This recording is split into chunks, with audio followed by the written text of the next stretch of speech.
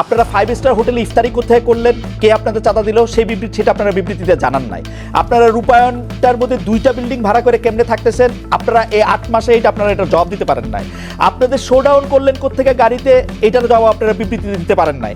আপনারা কেন হাসনাত আব্দুল্লাহ হঠাৎ করে বললো আর্মি তাদেরকে ডাইকা নিয়ে বলছে আওয়ামী লীগকে রাজনীতিতে আসতে দিতে হবে, তারপরে আপনারা এটার নিয়ে কিন্তু কোনো একটা দলগত অবস্থান আপনারা জানান নাই।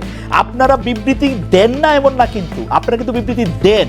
জনাব নাহিদ ইসলাম এবং আপনাদের মিডিয়া সেলের পক্ষ থেকে আমরা অনেক বিবৃতি পাইছি, এগুলি ব্যাপারে আমরা কোনো বিবৃতি পাই নাই আনফরচুনেটলি। টক শো থেকে আপনি কথা কইলেন, এখন আপনার কথাটা কি আমরা শুনবো নাকি আপনার একটা পার্টির বিবৃতি আশা করবো?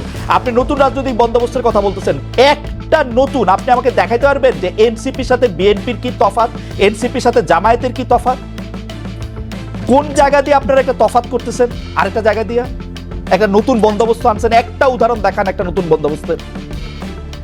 আচ্ছা খালেদ ভাই, বিবৃতি দিয়েই যদি এসব অপসংস্কৃতি বা এসব ব্যাপার থেকে মুক্ত হওয়া যেত তাহলে বোধহয় বিবৃতি দেওয়া হতো। আমরা কোন কোন বিষয়ে বিবৃতি দিয়েছি আপনি নিশ্চয়ই সেটা যেহেতু খেয়াল করেছেন, আপনি খেয়াল করে থাকবেন।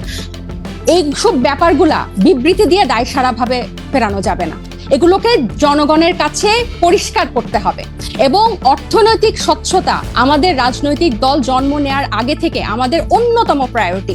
শুধু বাংলাদেশে কোনো রাজনৈতিক দলের এই গত 53 বছরের রাজনৈতিক সংস্কৃতিতে অর্থনৈতিক স্বচ্ছতা কখনো কোনো রাজনৈতিক দল দেখায় না। এবং আমরা জন্ম নেওয়ার আগে থেকেই এই আলোচনা, আপনি যে 8 মাস বললেন, জন্ম নিয়েছে 1 মাস আগে, এর আগে থেকে আমরা যখন এই প্রক্রিয়ার মধ্যে ছিলাম, এটা ছিল আমাদের অন্যতম প্রায়োরিটি। আপনার একটা জিনিস, একজন ব্যক্তি একটা রাজনৈতিক দলের 1-2 জন কিছু করবে, সেটাকে ডিফেন্ড করে একটা বিবৃতি দিয়ে কিন্তু ব্যাপারটা থেকে দায়সারা হওয়া যাবে না।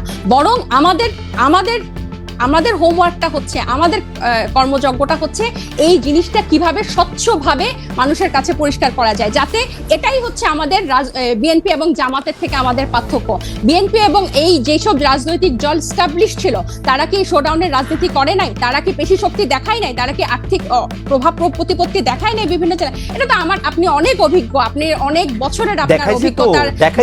আমি বলি, আমাকে শেষ করতে দেন যে এখন এটা থেকে আমরা ডিফারেন্ট কিভাবে হব, যে এগুলোকে আমাদেরকে চেক করতে হবে। বিবৃতি দিয়ে কিন্তু এখান থেকে দায়সারাভাবে আমরা মুক্তি পেতে পারবো না। এগুলোকে আমাদের অ্যাড্রেস করতে হবে, এগুলোকে ফ্লেক্সিবল করতে হবে, কিভাবে জনগণের কাছে পৌঁছানো যায়। এবং এই ইফতারের কথা